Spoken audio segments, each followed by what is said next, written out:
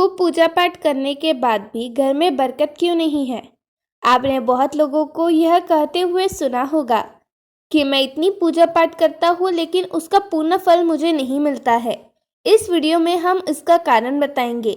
असल में जाने अनजाने में कुछ लोग पूजा के दौरान कई तरह की गलतियाँ कर बैठते हैं, जिसकी वजह से उन्हें पूजा फल नहीं मिल पाता है और पूजा अधूरी रह जाती है। ऐसे में अगर आप गलत विधियों और नियमों के साथ पूजा करते हैं तो इसका विपरीत प्रभाव भी पड़ सकता है। चलिए जानते हैं कि घर और मंदिर में पूजा करने का सही तरीका क्या है। लेकिन उससे पहले अगर आप भी चाहते हैं कि लक्ष्मी माता का आशीर्वाद आप पर बना रहे तो इस वीडियो को एक लाइक करें और चैनल को सब्सक्राइब कर ले और कमेंट बॉक्स में जय लक्ष्मी माता जरूर लिखें।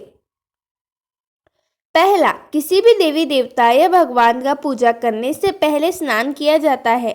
स्नान के पश्चात शांत मन से भगवान के सामने आसन पर बैठा जाता है।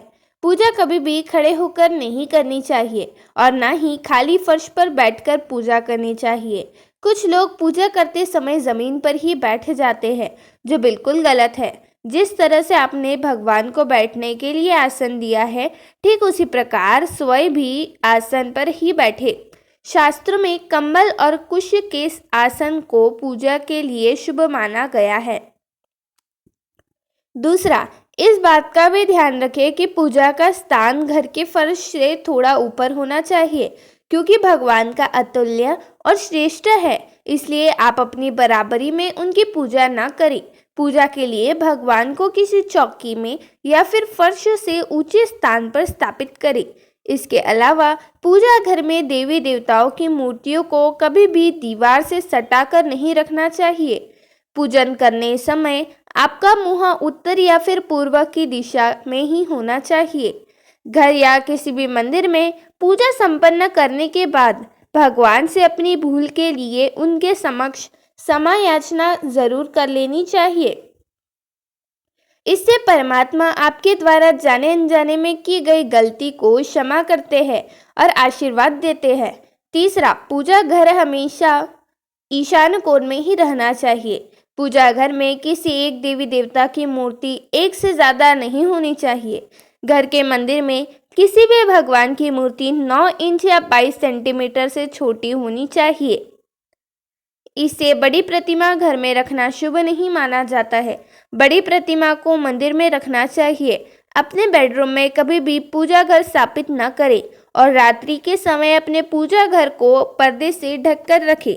और पूजा घर में काम में आने वाली सभी चीज़ें जैसे शंख, घंटी, प्रसाद के बर्तन, दीपक, शिवलिंग, जनेऊ और भगवान शालिग्राम को साफ सुथरे कपड़े के ऊपर रखना चाहिए। ऐसा नहीं करने पर हर रोज पूजा पाठ करने के बाद भी आपको उचित फल नहीं मिल पाता।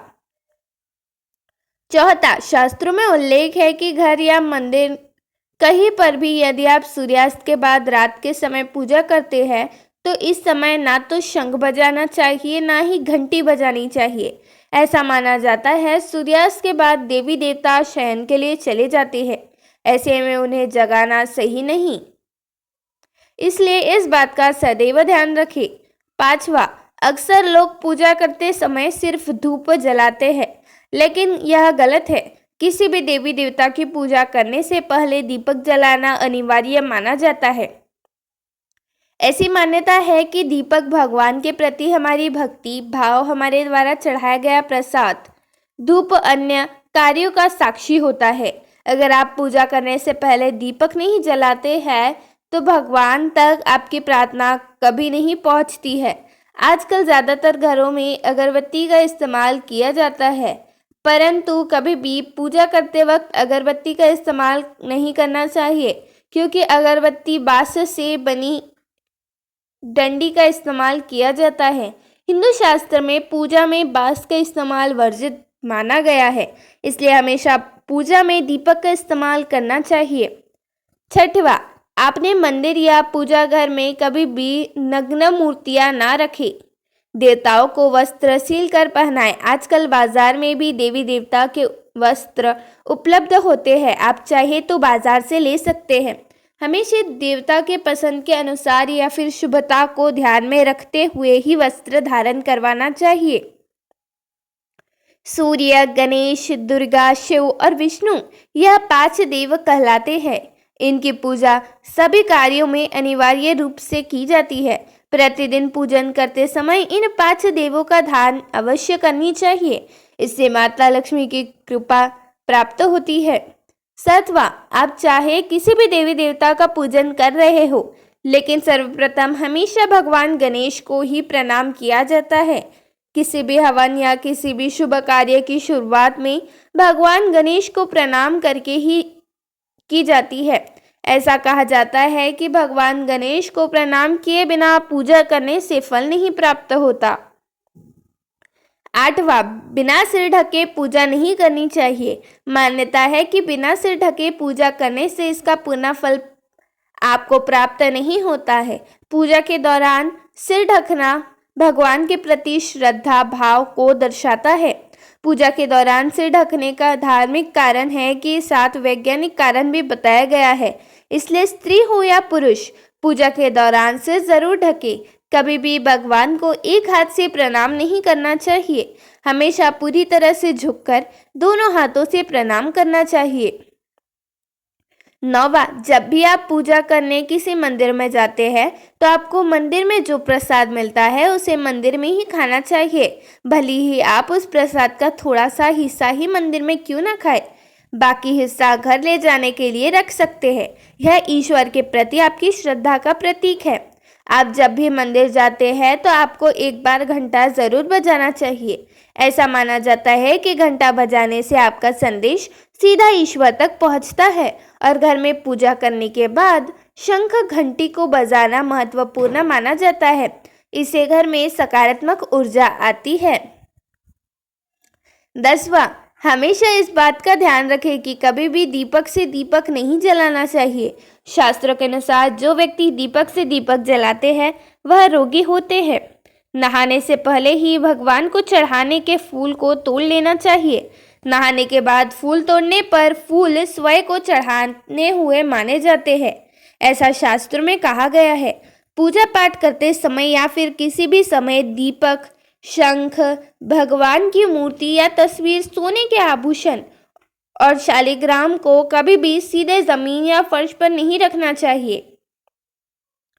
11वां, घर या मंदिर में पूजा के समय भगवान की आरती करते समय भगवान विष्णु के सामने 12 बार, सूर्य देव के सामने 7 बार, देवी दुर्गा के सामने 9 बार, शंकर भगवान के सामने 11 बार और गणेश जी के सामने 4 बार आरती घुमानी चाहिए। इससे पूजा पाठ का सकारात्मक फल मिलता है।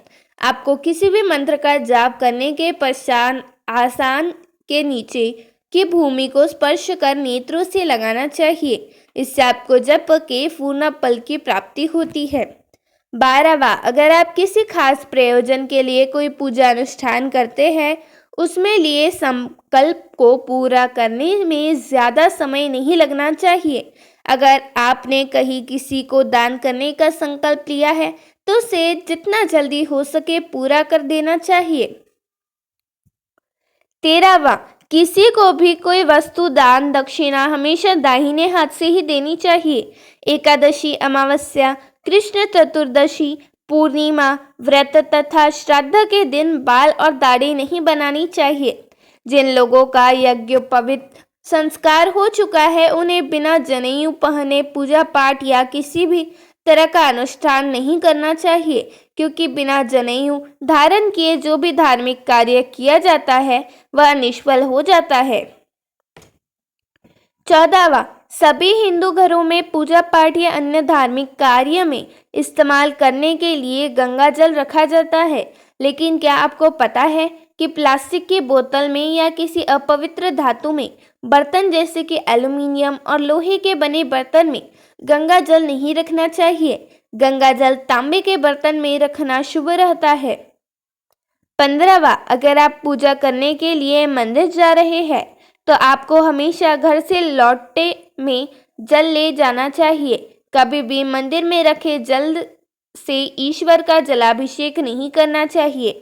जब भी आप जल चढ़ाकर मंदिर से वापस आए तब आपको ध्यान देना चाहिए जल का लोटा कभी भी खाली घर वापस ना लाए। यदि आप जल भरकर मंदिर से वापस लौट आते हैं तो इससे शुभ फल की प्राप्ति होती है। 16वां, हर रोज लक्ष्मी स्तोत्र या कनकधारा स्तोत्र का पाठ अवश्य करना चाहिए। यह धन प्राप्ति और धन संचय करने में विशेष फलदायी माना जाता है। यह एक चमत्कारिक स्तोत्र है जिसके पाठ से माता लक्ष्मी की आप पर कृपा बनी रहती है। इस स्तोत्र की खासियत यह है कि यह किसी भी विशेष माला या पूजा पाठ की मांग नहीं करता है। पूजा अर्चना करने के बाद आप इनका पाठ कर सकते हैं। साल 2024 में आप हर रोज लक्ष्मी स्तोत्र या कनकधारा स्तोत्र का पाठ अवश्य करें, जिससे आपकी उन्नति होगी और धन की बचत भी होगी। 17वां, वास्तुशास्त्र के अनुसार बहुत से लोगों की आदत होती है कि खाना खाते समय पढ़ाई या काम की चीजें करते हैं। यह बहुत अशुभ माना जाता है। साल 2024 में आप इस आदत से बचें। यह आपके धन के साथ साथ कई चीजों के लिए नुकसानदायक साबित हो सकता है। खाना खाते ही पाचन क्रिया शुरू हो जाती है। अगर आप खाते समय पढ़ाई या फिर काम करते हैं तो इसका असर आपकी पाचन शक्ति पर भी पड़ता है, जिससे स्वास्थ्य संबंधित कई समस्याएं बनी शुरू हो जाती है। इसलिए आप इस आदत से बचे रहे। धन्यवाद।